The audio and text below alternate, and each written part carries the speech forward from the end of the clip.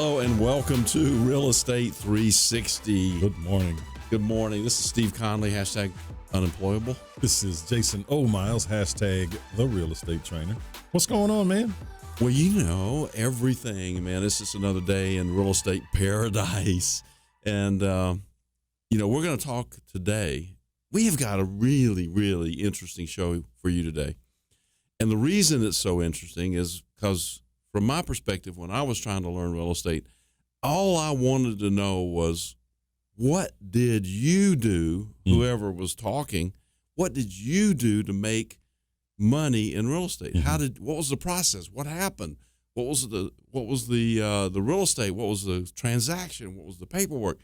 What was the outcome? I wanted to know all that. And so I was always looking for the stories so I could model those. Right.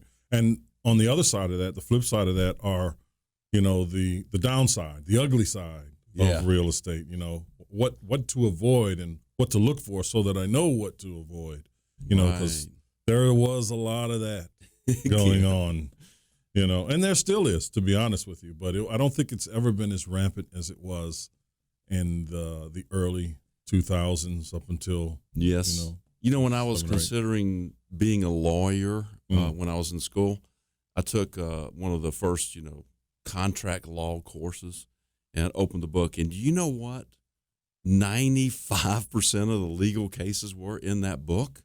Fraud? Contracting and real estate. It was all real estate. Every bit of it was real estate. Just contract law. Yeah. Just straight contract law. Most all of it. Wow. It was crazy. But, so we're going to do stories today. Story time with Steve and Myles. Steve and Myles, but before put your nightcaps on. We do that, I got a question for you.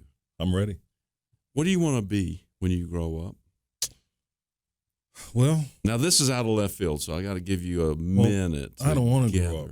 Okay. I'm a Toys R Us kid. All right, let's leave it like that.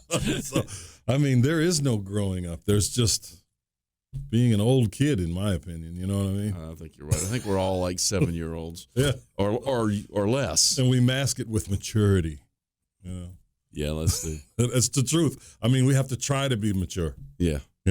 Everyone wants to just have a tantrum every now and then. Just think about it. You don't like something on the inside, you're kicking and you're screaming and you're losing it. Right. On the outside, in your conscious mind, you have to, compose yourself and, be okay for society. I don't really feel that way very often. Oh, I disagree. I know you, sir.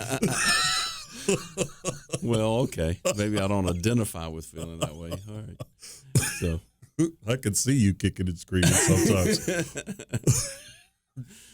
Stop like it. A necromonger. I can see inside you there, So let's get into the stories. So tell me, Steve. Yeah. You've been around a couple years more than I have, just a couple. Yeah, 2. And you've had an opportunity to experience quite a bit through a lot of different cycles. Right. Since the 80s. Sure. What, like right now, what just jumps out at you? Like if just the one thing, I know that's quite a, large span to look at, but what's the one thing that you said, I will never forget this, or this lesson I'll never lose this lesson? Wow. Okay. Listen, just for the audience's edification, we have not talked about this. No, we have not. This is like, you're hearing the question at the same time I'm hearing this question. So I might need a second to think about that. Yeah. But, I got to say, I'd probably just would not have gotten involved in single-family rentals at all. Yeah. That's kind of it. Really. It is very slow money. It is. Limited Nothing tax wrong advantages. with those. No. It just doesn't fit my personality. It's a valid strategy. Yeah. Until someone has 100 of them and they realize they don't have the temperament for it. Oh, yeah. And I probably wouldn't invest in Macon again. So it's different today. It's a little different today with everything that's going on with the growth of our city, which is amazing. But again, everybody's focused on this light rail that's going to be coming down there. Yeah, but that's like 20 years from now. I know.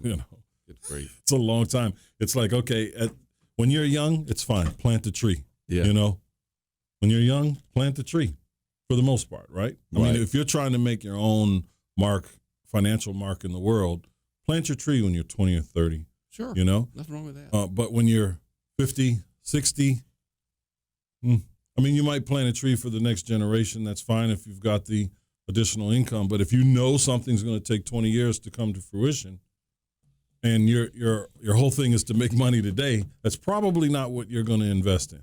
I'm on the clock. I don't know about you, but let's do a story. Tell me something. Okay. Here's one that, and I wrote down a few for our show today. And one of them is 3 houses that came across my desk in Oakland City. And, okay, so what I want to know when I'm listening to a story is, where did they come from? How did you find the properties? How did you get them funded? What did you do with them? What was the process? And did you make any money with them or not? So I can model that. So these came from a guy that's a wholesaler. Now, all 3 of them were a package deal, and he called me up and he said, I got to sell these, and I got to sell them right now. And I said, why? You know, I want to know what's his motivation. He says, well, I have a lender on these that is charging me an outrageous amount of money every day. And so I later learned that he was paying a monthly payment, what we would consider a monthly payment, every day. Oh, my goodness. That's pretty high rate of interest. Some people would call that usury.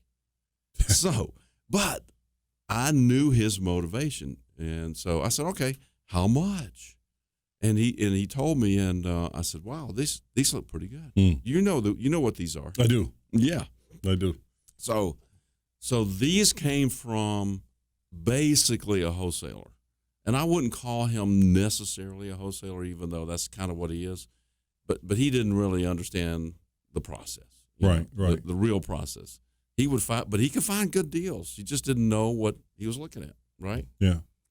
And so I said, yeah, I'll take those, you know, and wrote a contract on them, and then you got involved. Right. I sent them out, you know, on the list. And I sent them to you, and you said, hey, let's do something with these. Now I'm going to kind of shuffle this story off to you a little bit. You're not prepared for this exactly, but you know what the story is. I absolutely know what the story is. So it's very similar to the 5-6 house story. That's next on my list. It's very similar. Very similar, right. You know, we all have our strengths and weaknesses, right? It's not that you're stronger at finding. Well, you are actually. I have a process. My process, I'm really good at finding buyers. I've always been very, very good at that. Yes. And understanding and structuring deals. You're very good at finding deals and putting them together as well, structuring deals as well. And that's why we work so well together. That's how we started out, that's right. That's exactly 20 years ago. And I didn't even realize that, right. you know. So that's exactly this right. works pretty good. Yeah, that's right. And there are all these different times where we look at deals, you know, these deals that may come up, and he'll have an idea and then I'll have an idea.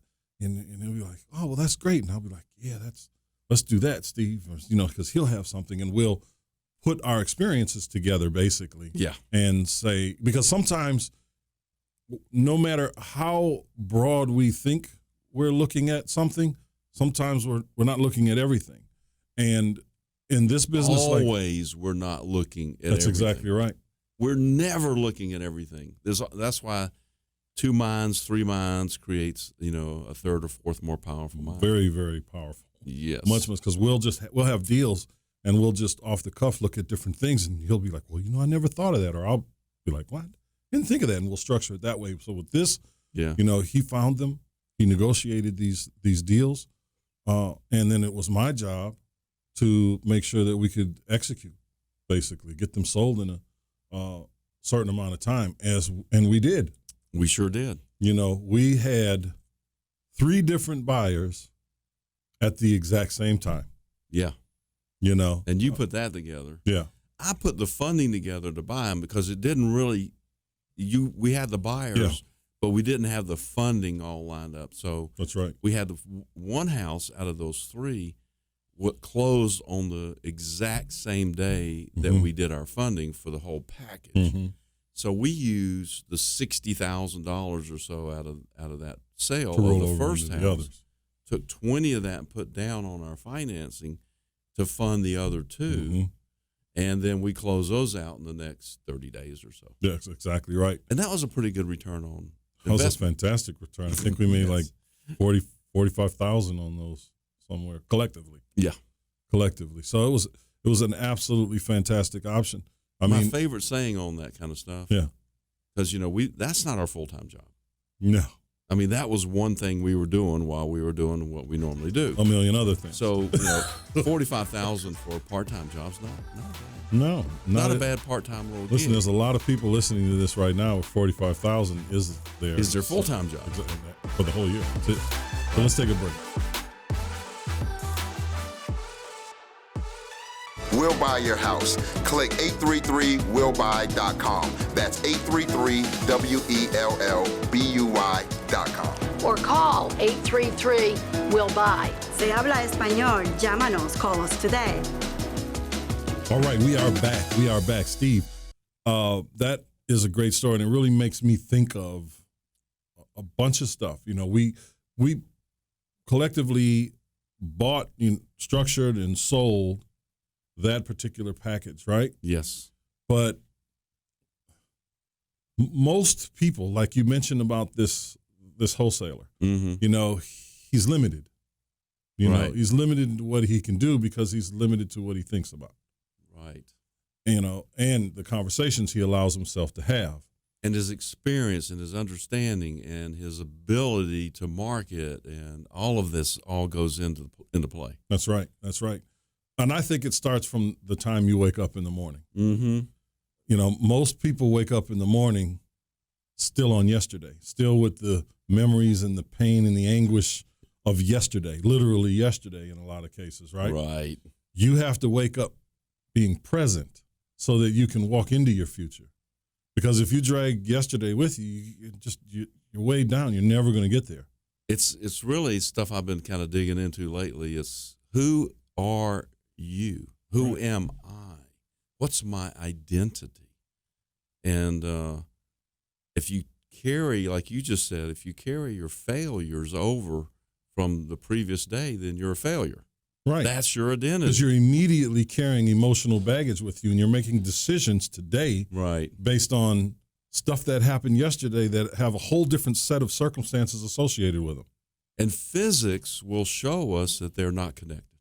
They are not, but if you believe they are, they will be. Totally. And you will simply just be in that place for the rest of your days, and you'll constantly be wondering, why is this happening to me? Because you're doing it to yourself. Yeah, no. Right? So in order for us to do what we do every day, because every day isn't, sunshine and rainbows. No. It's just not, regardless of what people want you to believe. We still have to get up and be present. Whatever happened yesterday doesn't matter, And 9 times out of 10, how we perceived what happened to us yesterday really wasn't what happened. It's our perception of it. That's right. That's what makes the rule, the law for us, for you individually. Yeah. So when we get up in the morning, I know for sure we're getting up and we're saying, what do we got to do? I mean, we're literally hitting the ground running. Whatever problems there were yesterday, it's not a problem today. It's just an opportunity. It's always just an opportunity. That's exactly right. Hey, they don't call the present for nothing, but it's a present, and you have to unwrap it. Right. So you can see what's in the future. Yeah, man. Ooh, how deep is that? So listen, I got other stories here. I want to hear more stories. Well, what? So, listen to the music. The music. So, Steve, tell us another story. I like this. I'm going to repeat one of my stories. All right. And the reason I'm going to repeat it is because there's some other points within that story, I think, that are salient. But it's the 18-unit apartment building. Mm-hmm. And, there's certain stories that really stick out. I've talked about the very first one that I did. Yes. And it scared the hell out of me. And I made $500 on an assignment fee, but it became real. Yeah. I do not remember the second one. You were on a roll at that point. I couldn't tell you what the second house was that I ever did on an assignment. Yeah. But that was a few years ago. But the 18 unit, the reason I like that one so much is because it made us a ton of money. Yes. And but it was also eye-opening for me. And here's the whole point. The guy that sent it to me is really a commercial guy. He understands this stuff. Mm-hmm. That's what he does every single day. And he sends me this 18-unit apartment building for $450,000 that's got 4 units that are totally down, but it's also generating $8,000 a month. Mm-hmm. If you don't do anything else but just do some quick math in your head, that's about a 20% cash on cash return, right? Right. Plus there's upside potential, but if you start doing your cap rates, then holy moly. But the reason I wanted to point this out was because he does this every day, and he sent it to me, and he wasn't sure what he was looking at. Mm-hmm. He did not know. And he said, "What is this? Does this make any sense to you?" And I know what he was thinking. It was not in a great area, and but it's also in the path of serious gentrification that's going on in Atlanta. That's for sure. It was like right on the edge. Most people wouldn't be able to see it. Yeah. They drive down in the neighborhood and they look around and they say, "What are you thinking?" I mean, we sold a house in that neighborhood. We bought it for 40, sold it for, I think, 70. Yeah. And then a year and a half later, that guy that bought it and fixed it sold it for 145, and we could not believe it. We were shocked. I said, "Oh my God, he's not going to get that," but he did. He did get it. Yeah, but you did a really nice job of renovating that. Well, yeah, it was very nice, but it was still. I mean, it was probably over renovated for the neighborhood, especially at that time. Yeah. But the comps we were looking at over there were no more than $106,000. That's right. It was. But that's the point, really, is everybody wants to look back at comps. Yeah. And I keep telling people, and they get a glassy look over their face. I say, you see these high comps here? These the ones that are really high that were, through last year, where do you think they came from? Yeah. Because, I know that you want to look in the past, but why don't you look in the future and create some new high comps? Mm-hmm. And do that with a quality product and a quality renovation. That's where these things come from. Mm-hmm. And there's a lot of resistance to that. Well, there definitely is. I mean, obviously, people are pulling from market conditions. They're looking at this sector and that sector and what this person is doing or saying, and then they're drawing conclusions as to what things look like. I mean, when we want to sell a house now, we can't even look 6 months back. We got to look 3 months back. That's right. Because of the way they define market conditions. And I get it, and I want to sell in future value, but I want to buy in past value or present value. Exactly. Whichever one suits us best. That's right. Exactly. Hey, we're marketers. It's like buy low, sell high. You know what I mean? For the most part. But yeah, for the most part. That's right. But, I mean, I think that's what it is. I mean, when I look at some of the deals that we do and the way they do it, or we do it, because we have so much experience, because we've allowed ourselves to educate ourselves. We put ourselves some the easy way, some the hard way. Yeah, exactly. A lot of people really don't take the time to do that. I mean, how many people are just going to sleep reading, waking up reading, right? Having moments in their day when they're reading or asking questions, putting themselves in groups that they don't belong because they know they don't belong in the group they came from because they've already surpassed that. When I was doing seminars and occasionally, and I'm talking to a group of people, I want to find out who's serious about this. And I'll just say, okay, how many people have actually read a purchase and sale agreement, real estate purchase and sale agreement? Mm-hmm. And, usually 1 or 2 out of 100 will raise their hand. Okay, those are the serious guys, because that's what I did. Yeah. I went along for a while and just kind of filled in the blanks without reading it. And I said, wait a minute, this isn't going to work. I need to understand what it is that's in this contract. So education is what you were talking about. Absolutely. Whether it's self-education, paid for education, mentorship, whatever it is, you have to get educated and you have to get experience. The only way we're able to do what we do is because of what we've already done and what we continue to do. Right. And that's educate ourselves, make sure that we're familiar with laws, certain techniques, things of that nature, because people look at us, the people that are close to us, right, and they're just in awe of, and this is not, and they should be. I'm not tooting anyone's horn here. Honestly, this is real life.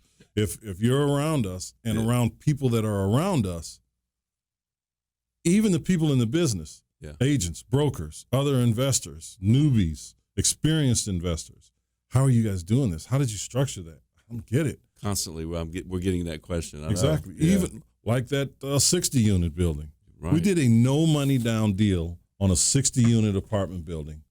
That was in a rough part of town. Zero money down, with financing in place, with renovation money also in place. $0 out of pocket. And this was a true no money down deal. Because you got a little cash out of the deal. Yeah, exactly. When we did it, when it was all done, because we needed money to pay for the appraisals and things that were going to be coming up on the refi. But it was all done. We didn't pay anything, and it wasn't even a situation where you hear no money down, and it's like, oh well, it's other people's money. It's other people's money. None of that existed here. It was a truly structured, no money down structured deal. Yep. Truly, and we walked away with money. Not a ton of money, but enough money to do what we needed to do, get the renovation started, and pay for a bunch of stuff. But not a ton of money. It's relative. Not at all. It's relative as well. I mean, it's when you've got a $800,000 renovation in front of you. Yeah. $50,000 is a lot of money. It's, exactly. So, but just 50,000, people are like, what? Because you can spin it that way. Yeah. You know.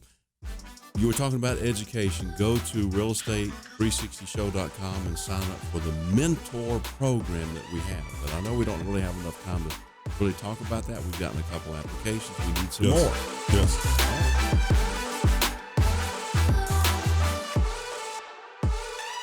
Do you need to sell your house? Well, our company will buy your house. We make the process very fast, very easy, and it's all cash. All you have to do is give us a call today. We'll buy your house. Click 833willbuy.com. That's 833WELLBUY.com. Or call 833-WILL-BUY. Se habla español, llámanos, call us today. And we are back. We are back. Hey, Steve. Hey. It was a great break. I enjoyed our conversation. It was crazy. What the heck? This is the lost, in between segments of the Real Estate 360 show. I'm telling you, we got to put those on the YouTube channel. But, in the last segment, I kind of ended up very quickly with our mentor program that we're offering as a scholarship. And we've gotten, a number of applications there. We want some more before we make a decision. And this is serious business, people. So if you're in the least bit thinking that you want to be in this, well, actually, we don't want you if you're in the least bit. But if you're very serious about becoming a real estate investor, then go to realestate360show.com, click the link, fill out the application, and we will get with you and review that with you. And we're going to make a decision here, pretty soon. That's right. So let's get to it. Yes. And now, where can people find us? Listen. I want to thank everyone that has been listening and following and subscribing to our information, our good stuff on YouTube, every podcast platform there is. Real Estate 360 is doing very well because you guys are supporting. So thank you so very much for supporting and engaging. Please continue to do that. I just don't know what to say, but thank you. Thank you. I appreciate it, and continue to do so. Yes, thank you very much. So, Steve, I want to hear a story. And in my mind, that story contains the number 6.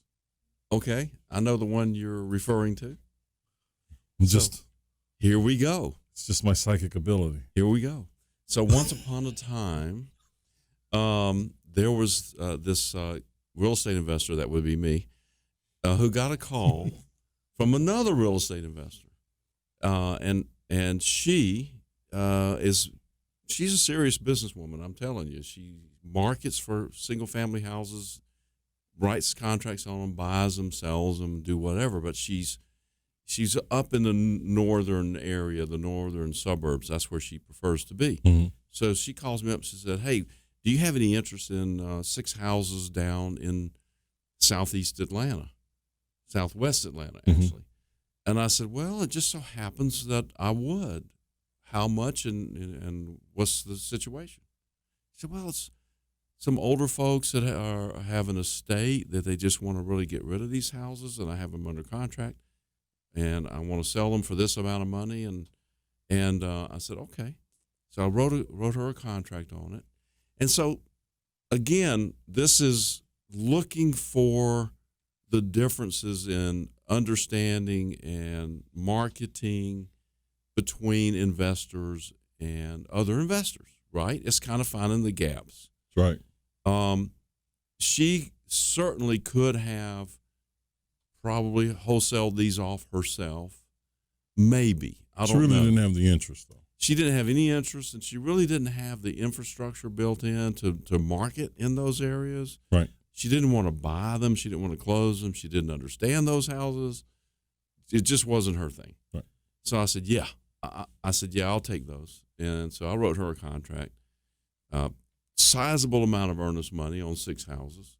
And I said, these make sense for us. And when I say us, I meant, me and, Jason O. Myles. Yes. And so I sent them out, and you called me and said, "Hey, I got a buyer for these." And then what happened? I don't know what happened after that.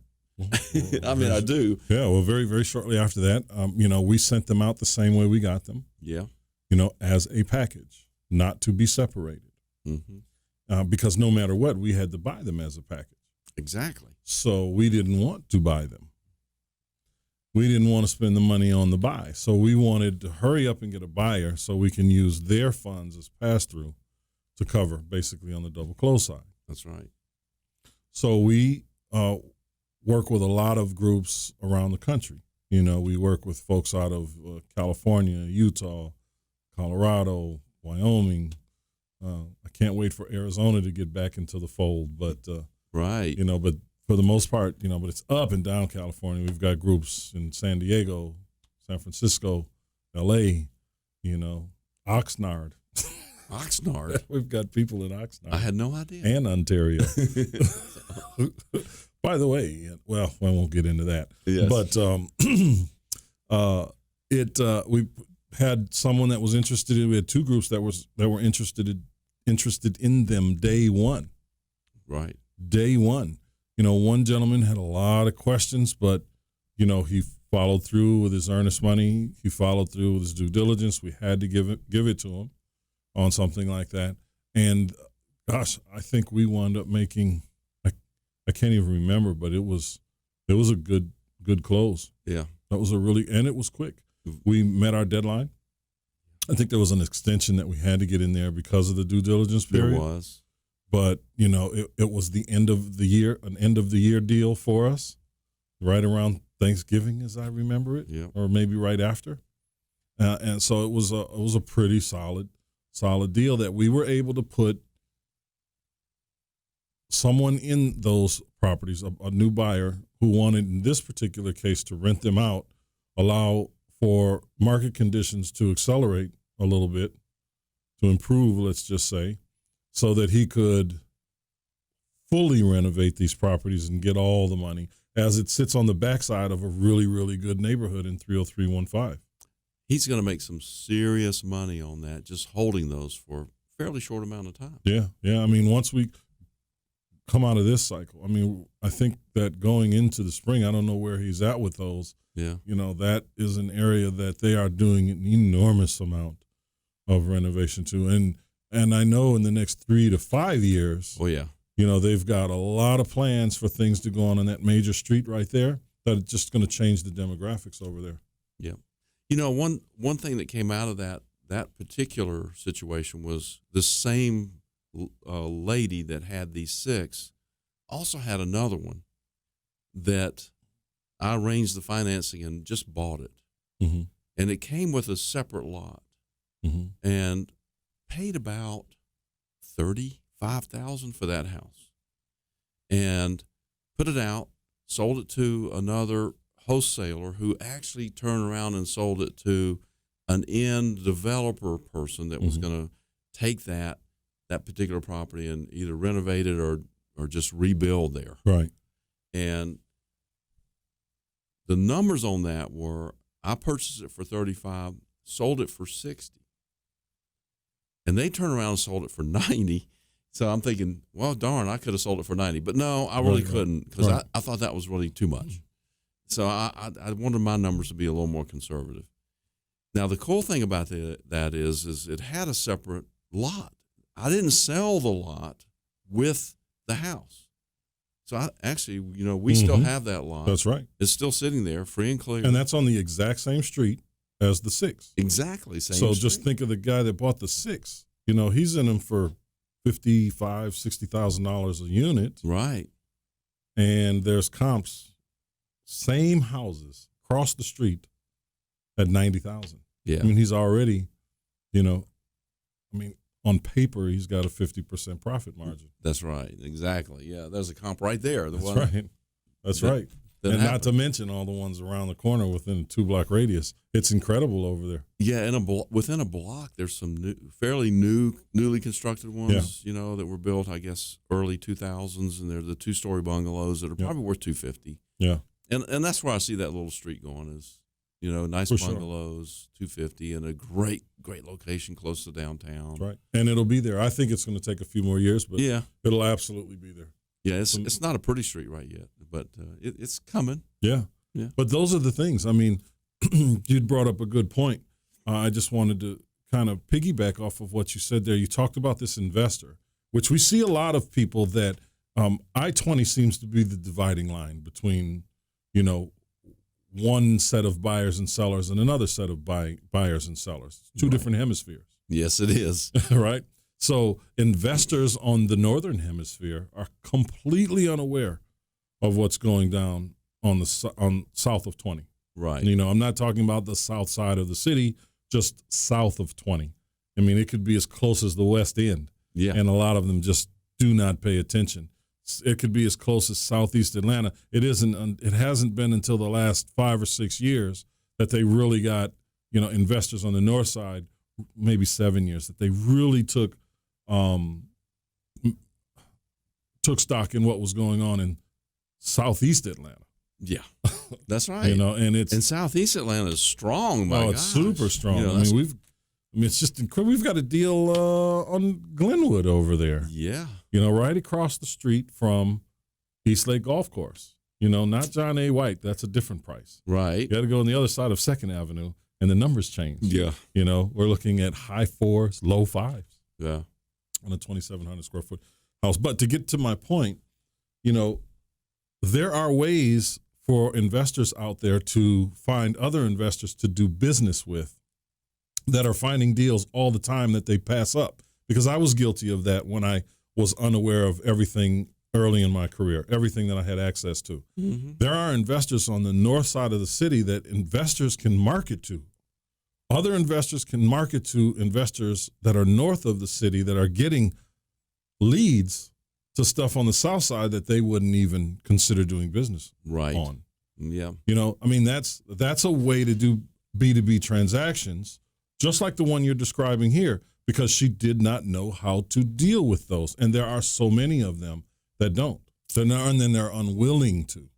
Remind me to tell you about the investor that was in Alpharetta that bought a house basically in Ormwood at the auction, and he didn't know what to do with it. I'm going to remind you right after the break. Okay.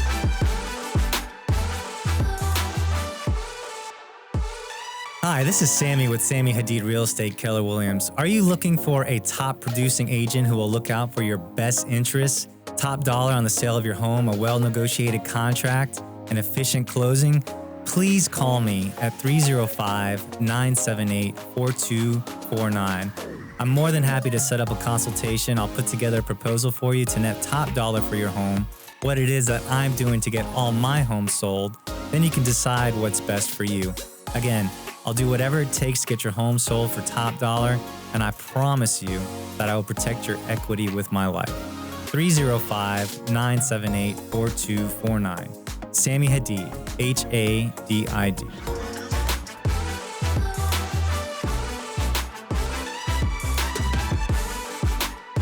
Welcome back, Real Estate 360. We are back. Steve, Yes. let's talk a little bit more about that Ormwood deal. Oh, yeah. For someone who just doesn't know the opportunities that are in front of them. So this guy was really a courthouse steps foreclosure buyer, which is kind of rare, but he was really focused in Alpharetta. You know, he was looking for, the $300,000, $400,000 houses that he could go in and put 150 in a renovation. Right. Really turn them into something. And make 100, 150 on them, or 200 or something like that. Right. So he's at the courthouse steps, and I'm talking to him after the courthouse steps, of course, because I don't go there. I just can't see it. Every time I try to buy something down there, I just said, man, I can buy stuff like this cheaper. Yeah. Just running around, the town. But so he picked up this house for like $10,000, and it was on in Ormwood Park, which is next to Grant Park. Mm-hmm. And I said, let me buy that from you. Let me contract it from you. Let me do anything with it. I didn't even know what it looked like. It didn't. He said, look, I drove past it, and he actually gave me the address, and I went and drove past it. It wasn't much. It was like 1,000 square feet, $10,000. But, that house was worth $60,000 just sitting there. Right. The lot was worth 60. Yeah. He didn't know that. He was in Alpharetta. He said he drove past it and looked at it. It looked like a shack that you'd put in the back of the yard. Right. Keep the lawnmower in it. Right. and so he kind of ignored me, and he just gave it to one of his friends. He said, "Here, you can have it." I said, "Okay." I mean, here's a guy that didn't understand. This is a good point, I think. People will not understand that sometimes you can just buy something when you buy it, you're just getting it so cheap you don't have to do a darn thing to it. Mm-hmm. You can turn right around and sell it for more money. Mm-hmm. He did not understand. He said, how can you do that? Don't you have to add value to it? Well, I added value to it when I bought it. That's right. Because I recognized that there was more value there. That's exactly right. It. He said, well, no, don't you have to go fix it up? Don't you have to paint it? Don't you have to do something? I said, I did something. I bought it. Mm-hmm. That's it.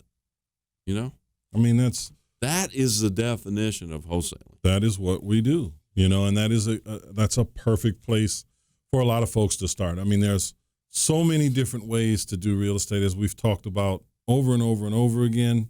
But the reality is, for you folks that are listening to us, whether you're listening to us on the radio right now, on a podcast, or on YouTube, or on the website, you have to think greater than you are now. Okay? And you have to think a little bit out of the box. Well, absolutely. But it starts with, be there already. Yeah. Be there mentally. Believe that you're there. Know that you're there. I mean, in the Bible, it even talks about, and I can't quote the scripture for sure, but I was talking to some Bible people, some very religious people, and it's like, speak it into existence. The power of the tongue. What you speak becomes reality. So if you want to be a successful real estate investor, if you want to be a millionaire, a multimillionaire, a billionaire, you have to act as if. That's funny, because that's why I asked you earlier in the show is, who or what did you want to be when you grew up? Yeah. I'm listening to this stuff on YouTube, and I'm constantly, every day, I'm listening to something about the law of attraction and manifestations and the physics of the universe. And there's this one particular guy, Brian Scott, that I was listening to, and he said, the best person that you can get as a mentor to create the reality that you want to create is an acting coach. Mm-hmm. Acting. Mm-hmm. Because you just have said to act as if. Exactly. So I am a billionaire financier and philanthropist. There it And is. how does one act and feel and walk and talk when you are that? You just do it. I mean, we literally just had this conversation the other day. Yeah. You know, you simply just do it. You know, if you want to start a fund, start a fund. Yeah. If you want to start a scholarship, a foundation, start it. Start it. You don't even have to know where the money's coming from. Exactly. Just start it and know that that's in your frequency now. That's part of the frequency you're Stuff will omitting, show up. and it just shows up. It's no different than you saying, hey, I wonder whatever happened to so-and-so. Yeah. And, that's maybe it's a good friend or an ex-girlfriend or ex-boyfriend from 10 or 20 years ago or a long time ago or even a couple years ago. You either say it out loud or you just think it. Mm-hmm. It doesn't matter. And then within 24 hours, they show up. You see Right. them at the grocery store. You see them on the street. Or they What's appear on your going on timeline. there? Yeah. It's not a coincidence, Right. people. It's just frequencies. Yeah. And it's real. Everything, how you're listening to us now or watching us now is a frequency that you're tuning into. So there's no difference from sitting there watching us and believing internally for yourself that you're there. You have to think greater than you actually are, no matter where you are. And understand that we all have difficult times, rough thoughts. We're always going to question and maybe even doubt ourselves. It just happens. We have those moments, but they have to just be moments. That's right. Very, very brief moments. And then you move forward. Well Simple as said. that. Well said, my man. Well, thank you, sir. So, Because all this is thinking- mindset, Steve. I'm sorry, but it's just mindset. it's what? All of this is mindset. No, it can't be. It's just That mindset. doesn't make sense. You know, can I tell a story?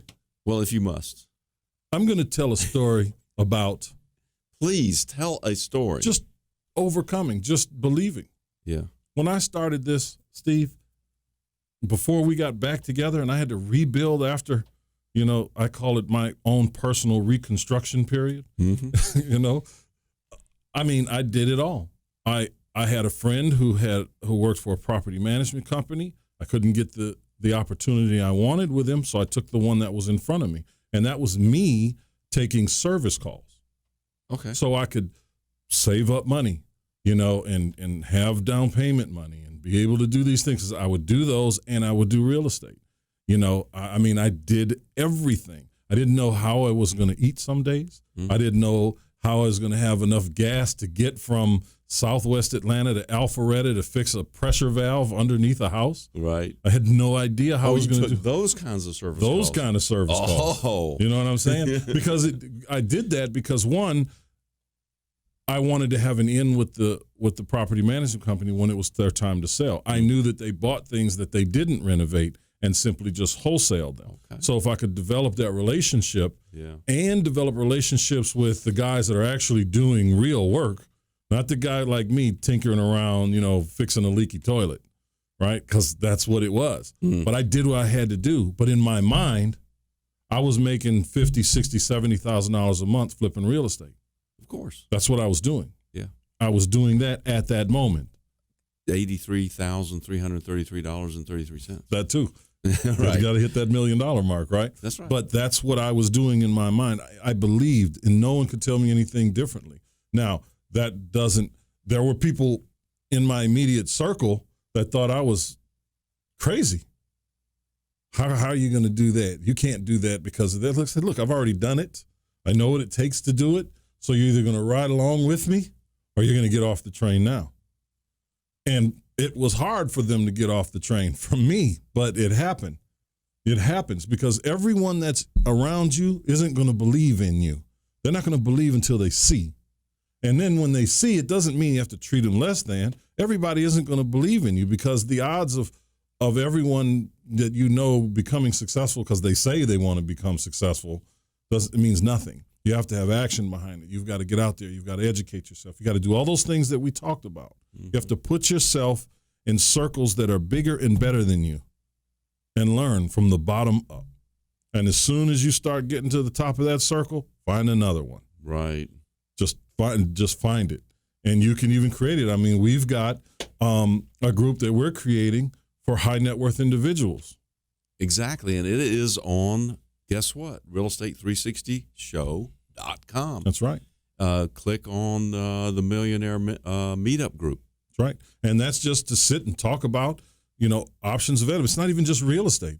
It could be technology. It could be storefronts. It could be franchises. It's whatever, but it's a place for people with a specific net worth that want to get to another place. Yeah. Can do that. Now, maybe you're just a guy or a gal. I don't even know if that's acceptable to say anymore, but maybe you're just a man or a woman. Who cares?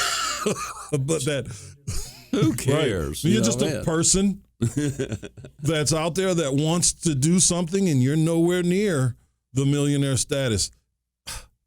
Listen, who says you can't crash the party? Right. Right? Am I going to kick them out? No. I'm going to appreciate it. Well, the question is, am I going to let them in? Well, there it is. That's exactly what I'm saying, right?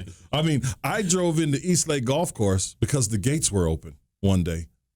The gates were open. I drove in and acted like I was supposed to be there. Now, I didn't get to play. They caught me well before I got on the green. The point is, I gave it a shot, though. That's the point I'm trying to make. At least they didn't point you to the maintenance shed.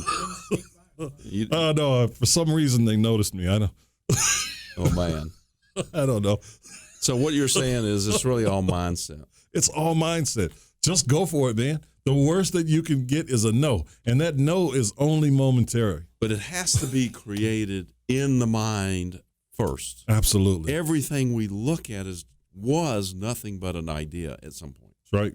And it all comes from vibration. It is still vibration. We just think it's real. That's right. And just a sidebar on that, these techniques that we're using in real estate in particular, they're not new, they're not special. They didn't just come around. There's no special sauce like you see on some of these shows with some of these gurus. These techniques are literally hundreds of years old. Thousands of years old. I mean, come on, guys. Anyone that's just read a history book can understand what landlords are, and all this stuff is from another time, another place that was transferred here, and now we're utilizing it. Even our attorneys have a royal moniker on the back of their name, Esquire. So just get with it. Understand that this isn't new. It's been around, and you can do it. So simply just do it.